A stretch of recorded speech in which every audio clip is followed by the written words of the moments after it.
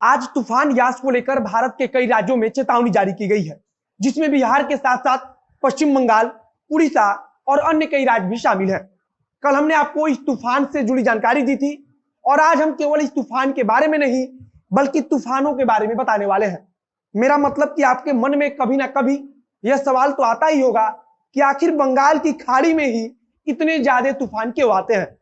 आपके दिमाग में यह भी सवाल जरूर आता होगा कि आखिर तूफानों का नाम तय कैसे किया जाता है। ऐसा नहीं है कि तूफान केवल बंगाल की खाड़ी में ही आते हैं, लेकिन बंगाल की खाड़ी में आने वाले तूफान हमारे लिए ज्यादा चुनौतीपूर्ण होते हैं और इसका भी एक खास कारण है। हम इन सब पर एक एक कर चर्चा करेंगे, लेकिन उससे पहले आपको बता दूं कि सरकार की तरफ से यास तूफान को लेकर पूरी तैयारी की जा चुकी है। सरकार एनडीआरएफ के साथ साथ सेना की मदद भी ले रही है। बिहार में भी तूफान के कारण मौसम का मिजाज बदल गया है और आने वाले 2 से 3 दिनों तक चेतावनी भी जारी की गई है। अब आगे बढ़ने से पहले मेरा परिचय। नमस्कार, मेरा नाम है मोहित कुमार सिंह और आप देख रहे हैं जनता जंक्शन का विशेष कार्यक्रम एक्सप्लेनर।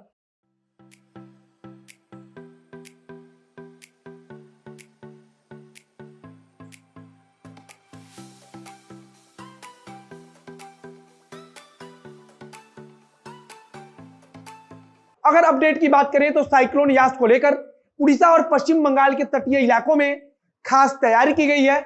समुद्र में ऊंची ऊंची लहरें उठनी शुरू हो चुकी हैं। अब आने वाले कुछ घंटों के अंदर मौसम विभाग की तरफ से अनुमान लगाया जा रहा है कि यह साइक्लोन बड़ी तबाही मचाएगा। सुरक्षा के मद्देनजर मछुआरों को और तटीय क्षेत्रों में रहने वाले लोगों को समुद्र से दूर किया गया है।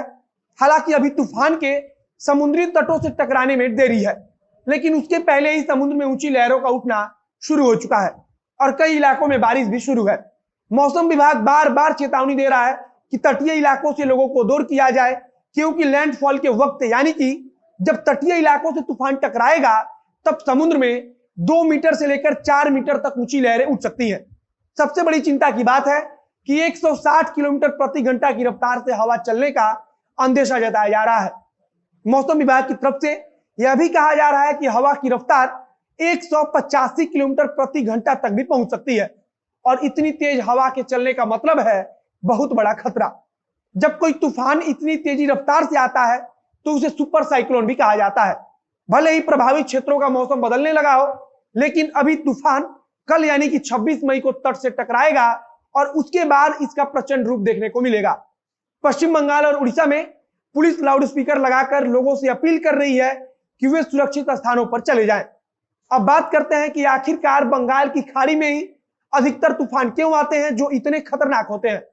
सबसे पहले तो आप एक आंकड़े पर गौर कीजिए, जिसमें बताया गया है कि 120 साल के इतिहास में सिर्फ 14% और मात्र 23 भयंकर तूफान अरब सागर में आए हैं। अगर बंगाल की खाड़ी में बात करें तो चक्रवाती तूफान का आंकड़ा 86% है। अगर बंगाल की खाड़ी में बात करें तो चक्रवाती तूफान का आंकड़ा 86% है। अगर खतरनाक चक्रवाती तूफान की बात करें तो 77% बंगाल की खाड़ी में ही आते हैं। अब बंगाल की खाड़ी में ही क्यों आते हैं, तो इसका सबसे बड़ा कारण है हवा का बहाव। पश्चिम बंगाल की खाड़ी जो पूर्वी तट पर मौजूद है और पश्चिम तट पर स्थित अरब सागर, इन दोनों में अगर तुलना करें तो बंगाल की खाड़ी अरब सागर के मुकाबले गर्म होती है और अगर मौसम विशेषज्ञों की माने तो गर्म सागरों में ही तूफान ज्यादा आते हैं। एक और कारण बताया जाता है कि पूर्वी तट पर जो तूफान आते हैं वह जमीन पर टकराने के बाद मुड़ जाते हैं, क्योंकि पश्चिमी तटों की तुलना में पूर्वी तटों वाले राज्यों की भूमि ज्यादा समतल है।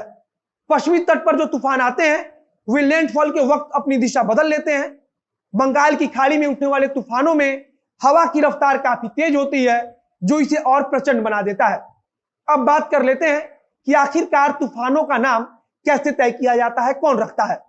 वैसे दुनिया भर में उठने वाले तूफानों का नाम साल 1953 से ही एक संस्था जिसे वर्ल्ड मीटियोलॉजिकल ऑर्गेनाइजेशन कहते हैं और मायासी नेशनल हरिकेन सेंटर रखता है। लेकिन उत्तरी हिंद महासागर में जब कोई चक्रवात उठता था तो उसके लिए ऐसी कोई व्यवस्था नहीं की गई थी।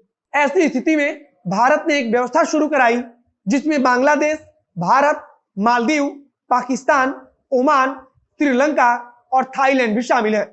2004 में भारत ने यह पहल शुरू की और उसके बाद से यह सारे देश मिलकर हिंद महासागर में आने वाले तूफानों का नाम रखते हैं। अब सवाल आया कि आखिरकार तूफान का नाम कैसे रखा जाएगा, तो इसके लिए सभी देशों के नाम का पहला अक्षर एक क्रम में लगाया गया, जैसे कि बांग्लादेश का भी सबसे पहले आया और फिर भारत का भी। इसी प्रकार से अन्य देशों के नाम का पहला अक्षर अंग्रेजी वर्णमाला के अनुसार लिया गया। यह सभी देश तूफान के नाम को पहले ही WMO के पास भेज देते हैं। WMO वही संस्था है जो तूफानों का नाम तय करती है, जिसका पूरा नाम मैंने वर्ल्ड मेट्रियोलॉजिकल ऑर्गेनाइजेशन बताया था।